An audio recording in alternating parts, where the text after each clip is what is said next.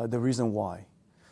I think it's important to take a step back and understand what AI is. You know, for a lot of people, AI is ChatGPT and it's image generation, and that's all true. That's one of the applications of it. And AI has advanced tremendously in the last several years. The ability to not just memorize and generalize, but to reason and effectively think and ground itself through research. It's able to produce answers and do things that are much more valuable now. It's much more effective. And the number of companies that are able to build businesses that are helpful to other businesses, for example, a software programming company, an AI software company that we use called Cursor, they're very profitable, and we use their software tremendously. And it's incredibly useful.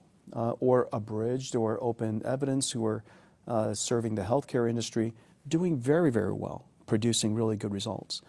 And so the AI capability has grown so much, and as a result, we're seeing these two exponentials that are happening at the same time. On the one hand, the amount of computation necessary to produce an answer has grown tremendously. On the other hand, the amount of usage of these AI models are growing also exponentially. These two exponentials, a lot of demand on compute. Now, when you take a step back, you ask yourself, fundamentally, what's different between AI today and the software industry of the past? Well, software in the past was pre-compiled, and the amount of computation necessary for the software is not very high. But in order for AI to be effective, it has to be contextually aware. It can only produce the intelligence at the moment. You can't produce it in advance and retrieve it. That's called content. AI intelligence has to be produced and generated in real time. And so as a result, we now have an industry where the computation necessary to produce something that's really valuable and in high demand is quite substantial. We have created an industry that requires factories. That's why I remind ourselves that AI needs factories to produce these tokens, to produce the intelligence. And this is a once in a, it's never happened before, where the computer is actually part of a factory. And so we need hundreds of billions of dollars of these factories in order to serve the trillions of dollars of industries that sits on top of intelligence. You know, you come back and take a look at software in the past. Software in the past they're software tools. They're used by people. For the first time, AI is intelligence that augments people. And so it addresses labor. It addresses work. It does work. So you're saying, no, this is not a bubble? I think we're well in the beginning of the build-out of intelligence. And the fact of the matter is most people still don't use AI today. And someday, in the near future, almost everything we do, every moment of the day, you're going to be engaging AI somehow. And so between where we are today, where the usage is quite low, to where we will be someday, where the usage is basically continuous, that build-out is we're well in the beginning. Even if the LLM runway runs out, you think GPUs and the infrastructure you're building can still be of use in a different paradigm? And then I want to open up to others to talk about. LLM is a piece of the AI technology. AIs are systems of models, not just LLMs, and LLMs are a big part of it. But there's systems of models, and the technology necessary for AI to be much more productive from where it is today, irrespective of what we call it, we still have a lot of technology to develop yet. We have enough general intelligence to translate the technology to an enormous amount of society-useful applications in the next coming years. And with respect to... Yeah? Yeah, we're doing it today. Yeah. And so I think one, we're already there. And two, the other part of the answer is it doesn't matter. Because at this point, it's a bit of an academic question. We're going to apply the technology to, and the technology is going to keep on getting better, and we're going to apply the technology to solve a lot of very important things from this point forward. And so I think the answer is it doesn't matter. And it's now as well. Yeah, you decide, right. If you refine the question a bit to say, how long before, if you have a debate with this machine, it'll always win?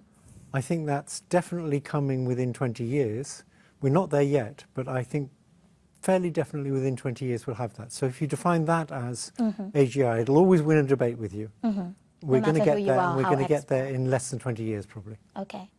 I guess Your one work. very important moment was when in about 1984, I tried using backpropagation to learn the next word in a sequence of words. So it was a tiny language model, and discovered it would learn interesting features for the meanings of words. So just giving it a string of symbols, just by trying to predict the next word in a string of symbols, it could learn how to convert words into sets of features that captured the meaning of the word, and have interactions between those features, predict the features of the next word. So that was actually a tiny language model from late 1984, that I think of as a precursor for these big language models. The basic principles were the same, it was just tiny. But it We had took 100 40 training years. examples. It took 40 years to get us here, though. And it took 40 years to get here, and the reason it took 40 years was we didn't have the compute and we didn't have the data, and we didn't know that at the time. We couldn't understand why we weren't just solving everything with backpropagation. Which takes us cleanly to Jensen. We didn't have the compute for 40 years, and here now you are building it. Tell us about your moments of real kind of clarity. Daniel, which part of the piece stood out to you as the most important for the market, for Intel investors?